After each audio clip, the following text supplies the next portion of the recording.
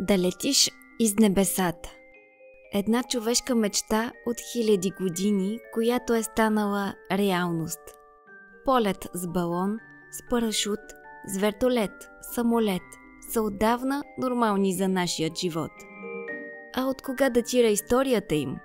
В този епизод ще научите историята на летенето с балон и с парашут. Полет с въздушен балон. Братята Жозеф Мишел и Жак Етиен Монголфие, родени през 40-те години на 18 век, са двамата визионери, които създават първия балон с горящ въздух. Те били синове на Пиер Монголфие, собственик на хартиена фабрика в Анонай, близо до Лион, Франция. Семейството било многодетно. Жозеф бил 12-то, а Жак 15-то от общо 16 деца. Двамата братя имали образование в областта на архитектурата и природните науки. Следвали семейната традиция и поели управлението на хартиената фабрика, но интересът им към физиката и летенето ги отвел в друга посока. Идеята. Всичко започва пред домашния огън. Легендата гласи, че Жозеф получил вдъхновение, наблюдавайки как полата на съпругата му, окачена да съхне над камината, се издува и се надига от горещия въздух. Това го накарало да се запита: а какво ще стане, ако задържим този въздух? Така братята започнали с експериментите. Първоначално с перца, тъкани и горещ въздух, по-късно с балони от хартия и плат. Първите им прототипи били пълни с дим, защото те погрешно вярвали, че именно димът, а не горещият въздух, е източникът на подземната сила. За целта те използвали много димящи материали, като слама и влажна вълна. Първи успешен експеримент. През декември 1782 година те извършили първия си успешен опит в Анонай, като балон, направен от хартия и плат, се издигнал във въздуха само благодарение на горещ въздух. Това бил безпилотен, но стабилен полет и началото на нова епоха. Първите пътници на балона излитат на 19 септември 1783 година от двореца Версай пред очите на крал Луи XVI, Мария Антоанета и цялата дворцова аристокрация. Звучи като в приказките, но в коша на балона се намирали един овен, една пачица и един петел. Полетът продължил около 8 минути, като балонът достигнал височина от приблизително 500 метра и изминал над 3 км. Животните кацат живи и здрави, а експериментът доказва, че живите същества могат да понасят височината. През октомври същата година за първи път човек се вдига във въздуха. Това е физикът и химик Жан-Франсуа Пилатр дю Розие. Той се качва в балон, който е бил привързан с въжета за безопасност и достига височина от около 26 метра. Макар и да не е летял свободно, той остава в историята като първия човек, официално издигнал се във въздуха. Интересен факт е, че първоначално кралят е искал на мястото на Пилатр да бъдат осъдените престъпници, но ученият настоява сам да бъде доброволец. Истинският пробив идва на 21 ноември 1783 година, когато се осъществява първият свободен пилотиран полет. Пилотите са Жан-Франсуа дю Розие и Франсуа Лоран Маркис д'Арланд. Те излитат от Шато де ла Мует и прелитат около 9 км за приблизително 25 минути, достигайки височина от близо 900 метра. Полетът завършва с успешно приземяване и остава в историята като първият свободен полет с балон. Сред свидетелите е и Бенджамин Франклин, който с възхищение отбелязва, че само допреди няколко месеца би било по-лесно да си представи вещици, летящи на метли, отколкото учени във въздуха с балон.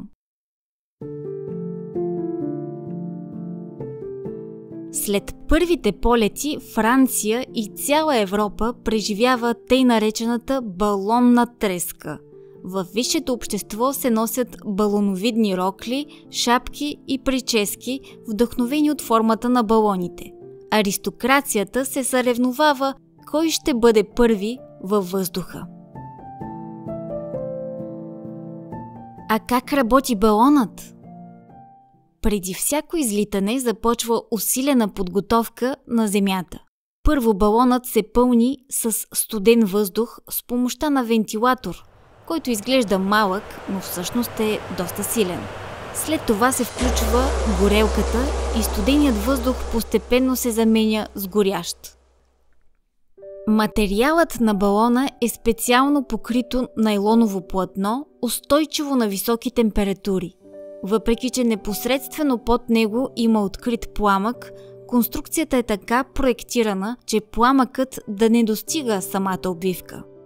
Когато въздухът вътре се загрее достатъчно, балонът започва да се издига. Как става това? Просто казано, топлият въздух е по-лек от студения.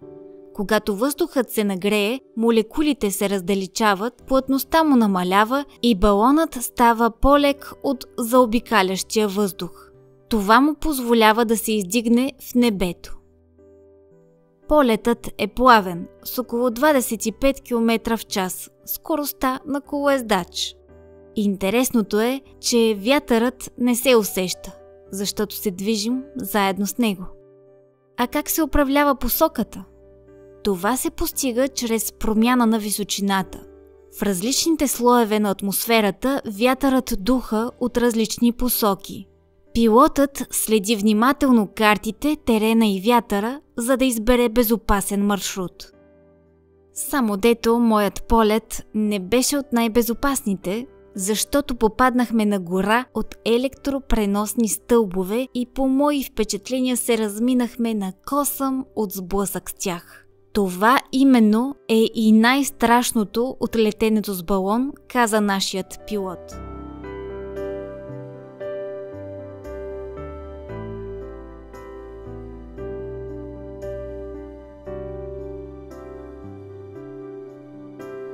Когато дойде време за кацане, с въже се отваря малък отвор в горната част на балона и горещият въздух започва да излиза. Така балонът бавно губи височина.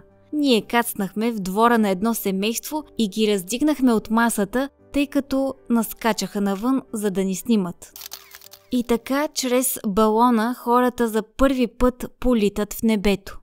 С това обаче възниква и нуждата от метод за спасение при авария.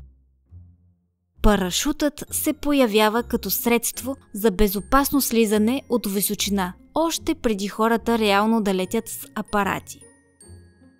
Счита се, че за първи път Леонардо да Винчи скицира парашут с пирамидална форма.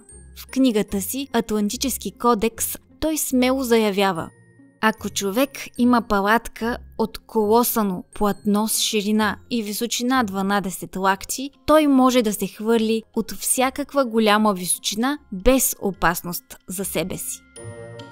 През 1783 г. Жан-Пиер Бланшар, френски аеронавт, демонстрира малки парашутни модели, използвайки ги за спускане на животни от балони.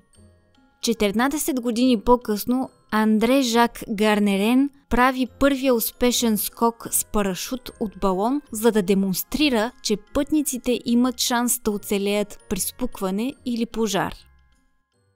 А как функционира парашутът? Той работи чрез аеродинамично съпротивление. Когато човек или обект пада, въздухът създава сила, която се нарича въздушно съпротивление. Ако падането е свободно, това съпротивление е малко и скоростта расте бързо.